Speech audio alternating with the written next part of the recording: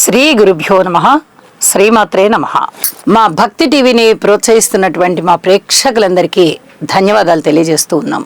8 March 2026 నుంచి 14 March 2026 వరకు గల కాలానికి రాశి ఫలితాలు ఎలా ఉన్నాయో తెలుసుకునే ముందుగా గ్రహ స్థితుల గురించి తెలియచెప్పుకుందాం.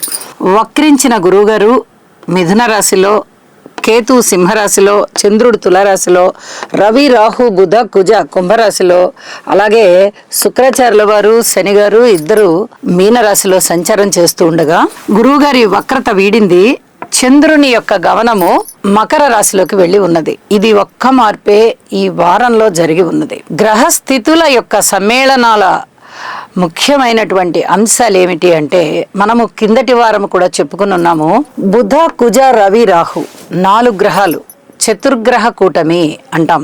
4 గ్రహాలు కలిసి కుంభరాశిలో సంచారం చేస్తూ ఉన్నాయి. ఇది దేశకాలమాన పరిస్థితులకి అంతగా మంచిది కాదు. అయితే వ్యక్తిగత జీవితంలో ఈ చతుర్గ్రహ కూటమి యొక్క దుష్పరిణామాలు ఏమీ ఉండబోవు, కానీ కలయికలు, రవి రాహు కలయికలు, అలాగే కుజరాహు కలయికలు వ్యక్తి మీద కొంత ప్రభావాన్ని చూపిస్తాయి. అవి ఏమిటి అంటే, ఈ కుజరాహు కలయిక సర్పదోషాన్ని సూచిస్తూ ఉండగా రవిరాహు కలయిక పితృవంశ దోషాన్ని సూచిస్తూ ఉంటుంది. కాబట్టి ఎవరి జన్మజాతకంలో అయితే కుజదోషము కానీ, సర్పదోషము కానీ, అలాగే పితృవంశ దోషం కానీ ఉన్నట్లయితే వారు పరిహారాలు చేసుకొని లేకపోయినా, ఇప్పటి వరకు ఉంది అని తెలుసుందనుకోండి, చాలా మందికి తెలుస్తుంది. వారు ఈసరికే జాతకం చెప్పించుకొని ఉంటారు, లేకపోతే వారే చూసుకొని ఉంటారు. మనకి జాతకంలో బలానా దోషం ఉంది అని చెప్పి గ్రహిస్తారు, తెలుసుకొని ఉంటారు. వారు పితృవంశ దోషానికి నివారణ చేసుకోవచ్చు, ఇంకా ఒకవేళ కుదరకపోతే చేసుకోకపోవచ్చు. అలాంటి వారు కానీ, సర్పదోష నివారణ చేసుకున్న వారు కానీ, ఇప్పటి వరకు చేసుకునేవారు కానీ ఎవరైనా సరే ఈ దోషం జాతకంలో ఉన్నది అంటే మటుకు ఈ రవి రాహు కుజగ్రహ స్తోత్రాలు పారాయణ చేయడం అనేది చాలా చాలా మంచిది. చెప్పదగ్గ సూచన కూడా, ఎవరికైనా ఏదైనా ఒక దోషం ఉంది అన్నప్పుడు ఆ దోష పరిహారం పూర్తిగా జరిగేంత వరకు స్తోత్ర పారాయణాలు కూడా చేసుకోవాలి. అంటే ఆ పరిహారాలు ఏమేమి చేసుకోవాలో అవి చేసుకుని ఈ స్తోత్ర పారాయణాలు కూడా చేసుకుంటూ ఉండాలి. గోచారంలో ఆ గ్రహాల యొక్క ఇబ్బందులు మనకి కనిపిస్తూ ఉంటాయి. ఆ గ్రహాల కలయికలు కానీ, దృష్టి కానీ, సమ్మేళనాలు కానీ, స్థితి సంచారం కానీ ఏదైనా కనిపించినప్పుడు కొద్దిగా ఆ షేకింగ్ ఉంటుందన్నమాట. కాబట్టి స్తోత్ర పారాయణాలు చేసుకోవడం ఆ గ్రహాలకి చాలా చాలా మంచిది అని చెప్పి తెలియచేస్తూ ఉన్నాను. ఇక దీని మీదనే గురువుగారి యొక్క దృష్టి ఉంది. అంటే మీరు ఏ రకమైనటువంటి పరిహారాలు చేసుకుని ఉంటారో, ఇప్పుడు ప్రస్తుతం ఏ రకమైన స్తోత్ర పారాయణాలు చేసుకుంటూ ఉంటారో చాలా అద్భుతమైనటువంటి మనశ్శాంతి కలుగుతుంది. ఇప్పుడు ప్రత్యేకంగా పరిహారం జరిగిందండి అని చెప్పడానికి రాదు. అవి అదివరకే జరిగిపోయి ఉంటాయి. మీరు పరిహారాలు చేసుకున్నప్పుడే జరుగుతుంది, ఆ దోషం పోతుంది. అయితే ఇప్పుడు గురువు బలం కూడా ఇక్కడ మనకి లెక్కలోకి తీసుకోవాలన్నమాట, పరిగణనలోనికి తీసుకోవాలి. ఇది చాలా చెప్పదగినటువంటి సూచనగా తెలియజేస్తూ తప్పనిసరిగా ఈ పరిహారాలు పాటించుకోండి. అలాగే ఇక గురువు గారి యొక్క పంచమ దృష్టి చంద్రుడి మీద పడుతూ ఉన్న కారణం చేత మానసికమైనటువంటి దృఢత్వం బాగా పెరుగుతుంది అని చెప్పి తెలియజేస్తూ ఉన్నాను. ఈ వారంలో ఇతరత్ర గ్రహాల యొక్క సంచారం ఏమీ లేదు కాబట్టి, ఇతర రాసుల్లోకి వెళ్ళేటటువంటి గ్రహస్థితులు ఏవి లేవు కాబట్టి, ఈ వార ప్రారంభంలో ఉన్నటువంటి గ్రహస్థితులనే మనం పరిగణనలోనికి తీసుకుంటూ, అలాగే చంద్రుడి యొక్క గమనాన్ని మకర రాశిలోకి తీసుకుంటూ ఫలితాలు తెలియచెప్పుకుంటూ ఉందాము. చెప్పిన పరిహారాలు తప్పక పాటించండి, మనశ్శాంతి పొందండి. ఇక రాసుల్లోకి వెళ్దాం. ముందుగా మేషరాశి వారికి ఈ వారం రోజుల కాలం అన్ని పరిశీలన చేస్తే, సప్తమ స్థానంలో చంద్రుని యొక్క సంచారం చాలా బాగుంది. లాభస్థానంలో 4 గ్రహాల యొక్క సంచారము రవి రాహు బుధ కుజ, అలాగే ఏ స్థానంలో శుక్రాచార్యుల వారి సంచారం వెరసి 6 గ్రహాల యొక్క సంచారం చాలా బాగుంది. అంటే వీరికి చాలా అనుకూలమైన ఫలితాలు ఉన్నాయి అని చెప్పి తెలియచెప్పడం జరుగుతోంది. నిజానికి రవి రాహు కలయిక కానీ, కుజరాహు కలయిక కానీ కొంత ఇబ్బందికరమైనటువంటి ఆ సమ్మేళనమే అయినప్పటికీ ఇక్కడ లాభస్థానంలో కలుస్తూ ఉండడం వల్ల ఏ గ్రహం ఇచ్చే ఫలితం ఆ గ్రహం ఇస్తూ ఉండడం వల్ల లాభస్థానం బాగా యోగిస్తుంది.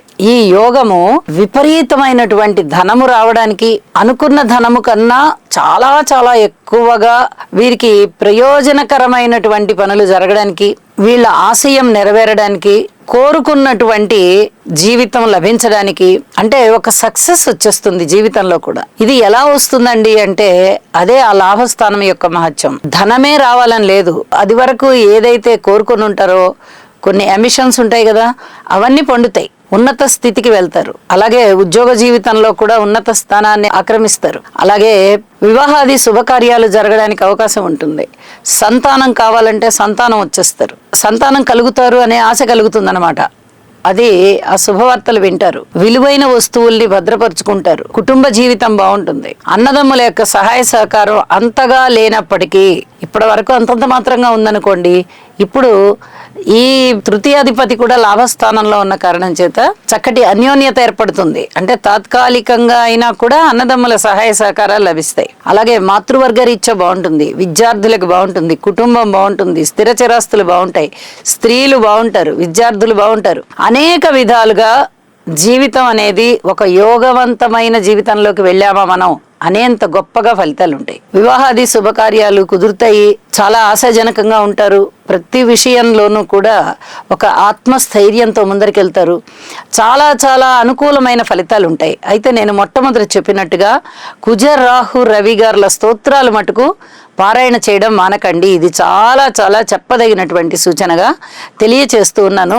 ఇక వారాంతంలోకి వెళ్ళేటప్పటికీ కార్మికులు, కర్షకులు, నేత పనివారు, చేతి వృత్తుల వారు ఇత్యాది వారందరికీ ఏమైనా మంచి జరుగుతోందా అంటే వారికి కాయ కష్టం మిగులుతోంది, కానీ జీవితం ఆశాజనకంగా ఉన్నట్టుగా కనిపిస్తుంది. దశమ స్థానంలోకి చంద్రుడు వచ్చేసారు వారాంతంలో. ఉద్యోగ జీవితంలో చక్కటి ప్రమోషన్స్ రావడము, ఉత్తమమైన స్థానాన్ని వీరు అలంకరించడము, చాలా సంతృప్తికరమైన జీవితంతో ఉండడము, ఇవన్నీ కూడా జరుగుతాయి. ఏది ఎలా ఉన్నా ఇప్పటి వరకు ఉన్నటువంటి అసంతృప్తి అంతా కూడా మేషరాశి వారికి వెళ్ళిపోయి ఒక సంతృప్తికరమైన జీవితంతో ఉంటారు. వీరు చెప్పిన పరిహారాలు చెప్పినట్టుగా చేసుకొని మరింత సంతృప్తికరంగా, మరింత ఆర్థిక అభివృద్ధితో ఉండగలరు అని చెప్పి ఆశిస్తూ శుభం. రాహుగ్రహం యొక్క అనుకూలత కొరకు అర్ధకాయం మహావీరం చంద్రాదిత్య విమర్దనం సింహికా గర్భసంభూతం తం రాహుం ప్రణమామ్యహం.